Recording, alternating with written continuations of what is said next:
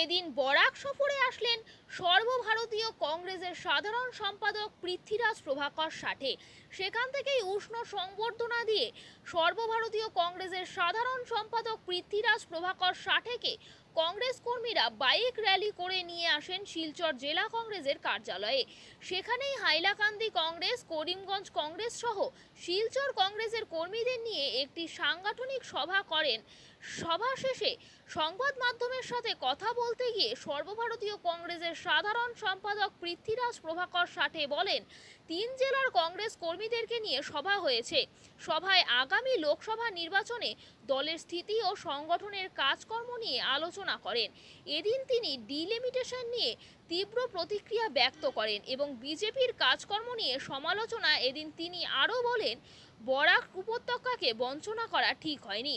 এদিন উপস্থিত ছিলেন 3 জেলার কংগ্রেস সভাপতি প্রাক্তন মন্ত্রী অরিজিৎ সিং, শারিফুল জামান লস্কর, আনোয়ার হোসেন, জেনারেল সেক্রেটারি আসাম প্রদেশের কংগ্রেস কমিটি সহ অন্যান্য কংগ্রেস কর্মীরা উপস্থিত ছিলেন। সুরজিৎ চক্রবর্তী, শিলচর। कचार डिस्ट्रिक्ट कांग्रेस कमेटी में बराक वैली के तीनों जो हमारी डिस्ट्रिक्ट यूनिट्स हैं, इनकी एग्जीक्यूटिव मीटिंग हमने यहाँ पर बुलाई थी। इसका प्रमुख मकसद ये था कि आने वाले समय में जो लोकसभा के चुनाव होने जा रहे हैं, तो उसके सिलसिले में भाई पार्टी की क्या तैयारियां हैं, बूथ कमेटी, मंडल अध्यक्ष हमारे सब बने हैं नहीं बने हैं, इसका रिव्यू लेना था सबके पास, सब जिला कांग्रेस कमेटियों से। फिर उसके बाद अभी हाल ही में असम की गवर्नमेंट ने मिलकर, असम गवर्नमेंट और इलेक्शन कमीशन ऑफ इंडिया, ये दोनों ने मिलकर जो यहाँ पर डिलिमिटेशन किया है, इसके बारे में भी हमारे लोगों से हमने कुछ बातें की। लेकिन ऐसा महसूस होता है कि 1975 में हुआ था, 1976, कि तब की जो पॉपुलेशन थी उस हिसाब से 15 असेंबली सेगमेंट्स यहाँ पर बनाई गई थी, और आज 2023 में जब उसमें उस पॉपुलेशन में कम से कम डबल बढ़ोतरी हुई है, ऐसी परिस्थितियों में जब यहाँ पर विधानसभाओं क्षेत्र जो बढ़ने चाहिए थे तो वो घटा दिए गए। 15 से जहाँ पर 18 होने चाहिए थे तो वो 15 से 13 हो गए। और मैं ये समझता हूँ कि ये होना मतलब यहाँ पर जो हमारे बराक वैली के समस्त जो जन है, जो नागरिक है, इनके ऊपर ये एक प्रकार से अन्याय हुआ है। उनके विकास होने का जो रास्ता है उनके क्षेत्र का, वो कहीं ना कहीं और मुश्किल करने का काम ये बीजेपी सरकार ने किया है। उसके बावजूद जो डिलिमिटेशन भी किया है, वो पता नहीं क्या क्राइटेरिया लगाया, कौन सा क्या 2001 का सेंसस ले रहे, क्या कर रहे। बेसिकली डिलिमिटेशन किया ही जाता है क्योंकि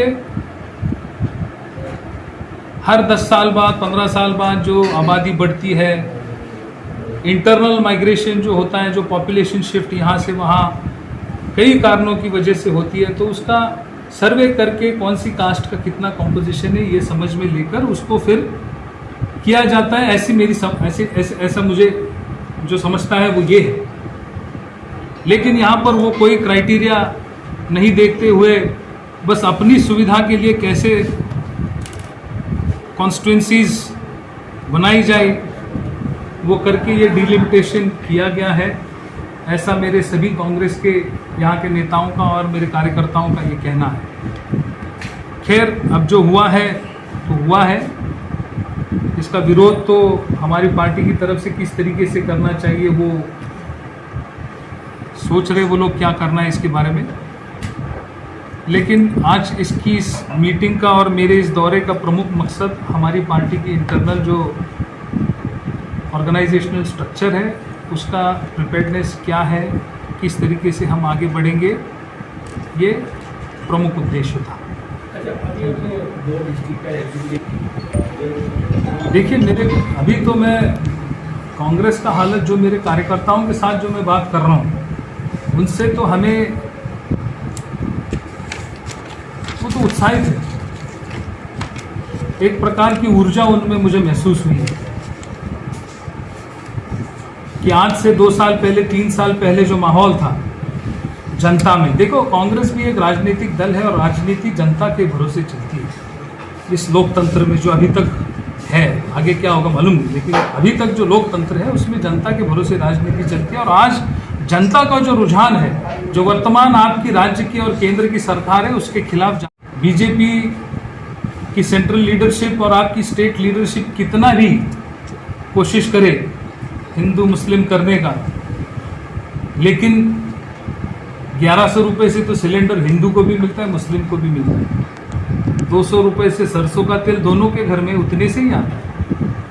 तो आग तो सब जगह महंगाई की सुलग रही, बेरोजगारी, हिंदू युवक भी बेरोजगार है, उधर सभी बेरोजगारी सब तरफ है। तो ये जो कॉमन मुद्दे हैं इनकी वजह से जनता में एक बहुत बड़ा असंतोष है और वो असंतोष कहीं ना कहीं लोगों को बीजेपी से दूर ले जाके कांग्रेस की तरफ फिर से लेके आ रहा है। आज सोशल मीडिया हो, बाकी सारे जो आप जैसे हमारे मीडिया के साथी हो, वो कहीं ना कहीं तो दिखाते ही है कि भाई कैसे भी हो, इनके अच्छे दिन से तो कांग्रेस के बुरे दिन ही ठीक थे, जहाँ पर महंगाई कम थी, रोजगार मिलते थे। कांग्रेस के टाइम में कम से कम 29 करोड़ लोगों को पॉवर्टी लाइन से ऊपर लेके गए थे। तो ये सारी बातें लोगों के समझ में आ रही है और लोग ये कह रहे हैं कि हमें अपने कांग्रेस के दिन ही लौटा दो। आपने कहा कि कांग्रेस के बुरे दिन वही अच्छे थे आपसे, आपके अच्छे दिनों से तो वही अच्छे हैं।